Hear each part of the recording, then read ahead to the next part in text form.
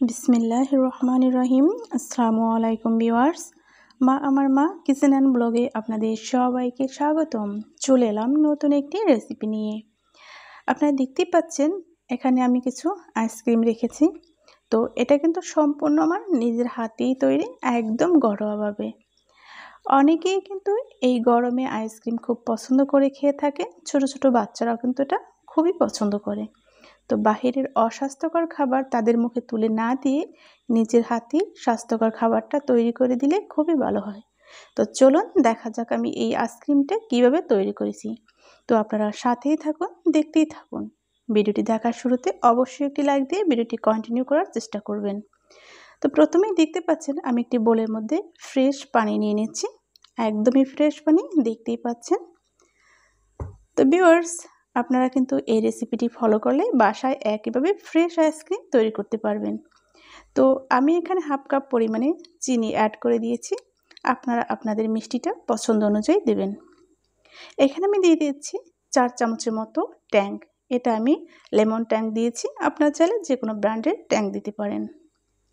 এখন এটাকে আমি খুব সুন্দর করে নেড়েচেড়ে মিশিয়ে নেব, যতক্ষণ না পর্যন্ত ট্যাং এবং চিনি দুটোই ভালো করে মিশে যায়।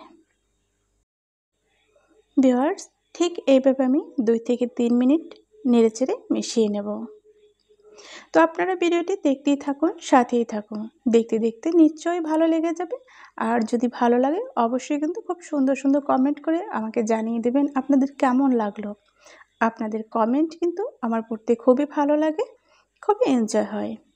আশা করি আপনারা আমার পাশেই থাকবেন এবং ভিডিওটি সবার মাঝে বেশি বেশি করে শেয়ার করে দেবেন। চ্যানেলটি সাবস্ক্রাইব করে আমার সাথেই থেকে যাবেন, যাতে আপনারা আগামীতে নতুন নতুন খুব দুর্দান্ত স্বাদের অন্যরকম রেসিপি দেখতে পারেন। তো দেখতেই পাচ্ছেন ট্যাং এবং চিনিটা কিন্তু অনেকটাই মিশে গেছে। এখন আমি একটি গ্লাস নিয়ে নেব এবং এই গ্লাসে আমি একটি ছাঁকনি বসিয়ে দেব।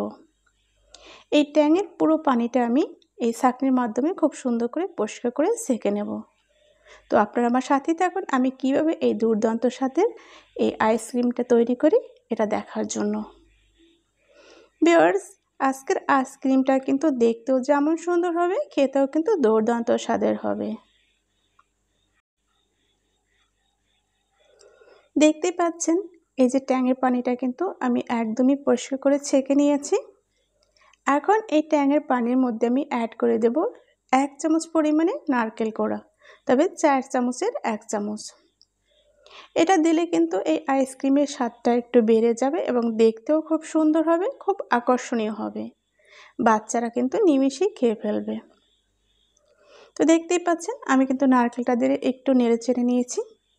এখনই কিন্তু দেখতে অনেকটা সুন্দর লাগছে, দেখতে খুবই লোভনীয় হয়েছে। ভিউয়ার্স, এই পর্যায়ে আমি এই আইসক্রিমটা তৈরি করার জন্য একটা আইসক্রিমের যে বক্স আছে ওগুলো নিয়ে নিয়েছি।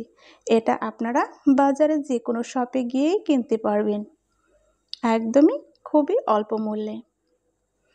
তো ওই বক্সটা আমি ধুয়ে মুছে পরিষ্কার করে রেখেছিলাম। ওর মধ্যে আমি ট্যাংগুলো দিয়ে দিয়েছি এবং দিয়েছি সামান্য পরিমাণে নারকেল কোড়া। আপনারা চাইলে যে আইসক্রিমের ঢাকনা থাকে এটা দিয়েও ঢেকে নিতে পারেন, আমি কিন্তু এটা দিয়ে করিনি। দেখতেই পাচ্ছেন আমি কিন্তু কাঠি দিয়েছি। এই কাঠি দেওয়া কিন্তু লেখাই আছে লাবেলো আইসক্রিম। এটা আমি অনেক আগে খেয়েছিলাম, কিন্তু আমি ওটা ফেলে দেইনি। ওটা খুব সুন্দর করে ধুয়ে শুকিয়ে রেখেছিলাম, ওটাই দিয়ে দিয়েছি। তো দেখতেই পাচ্ছেন আমি কিন্তু সবগুলোর মাঝে এরকম একটা কাঠি দিয়ে দিয়েছি। এখন এই কাঠি বড়া অবস্থায় এই আইসক্রিমগুলো আমি ডিপ ফ্রিজে রেখে দেব 4 থেকে 5 ঘন্টার জন্য। আপনারা চাইলে সারা রাতও রেখে দিতে পারেন। আমি আপনাদের মাঝে ফিরে আসব ঠিক 4 থেকে 5 ঘন্টা পর। তখন দেখতে পাবেন এই আইসক্রিমটা কতটা সুন্দর হয়েছে। ভিউয়ার্স, আমি কিন্তু ফিরে আসলাম ঠিক 4 থেকে 5 ঘন্টা পর। দেখতেই পাচ্ছেন আইসক্রিমটা কিন্তু একদম জমে গিয়েছে এবং খুবই শক্ত হয়েছে। এখনই দেখতে কিন্তু অনেকটা লোভনীয় দেখাচ্ছে। তো আমি এবার আপনাদেরকে ফাইনালি সার্ভ করে দেখাচ্ছি যে এই আইসক্রিমগুলো কতটা সুন্দর হয়েছে। দেখতেই পাচ্ছেন আমি কাঠি ধরে যখনই একটু উপরের দিকে তুলেছি তখনই কিন্তু নিমিষেই চলে এসেছে। দেখতে পাচ্ছেন আমি একে একে কিন্তু সব আইসক্রিমগুলো তুলে নিচ্ছি। এই যে দেখতেই পাচ্ছেন কাঠিগুলোও কিন্তু খুব সুন্দর বসে গিয়েছে এবং আইসক্রিমটাও খুব সুন্দর বসে গিয়েছে।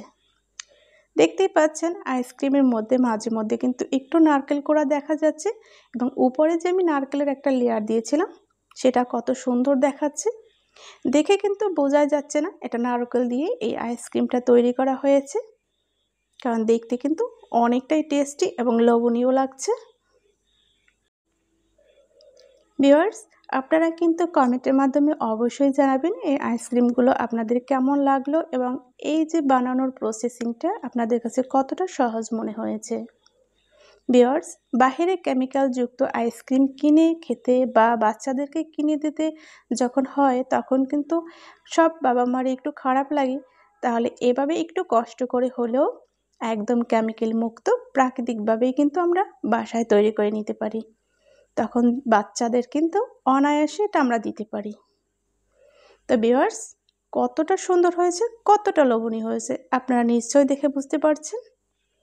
আশা করি আপনারা এই রেসিপিটি ফলো করে যদি বাসায় আইসক্রিম তৈরি করেন একদমই পারফেক্ট এবং এইভাবেই জুসি লোভনীয় হবে। তো ভিউয়ার্স, আজ এ পর্যন্তই।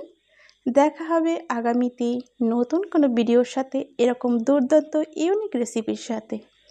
আর আপনাদের চোখ রাখবেন সব সময় আমার মা কিচেন অ্যান্ড ব্লগে।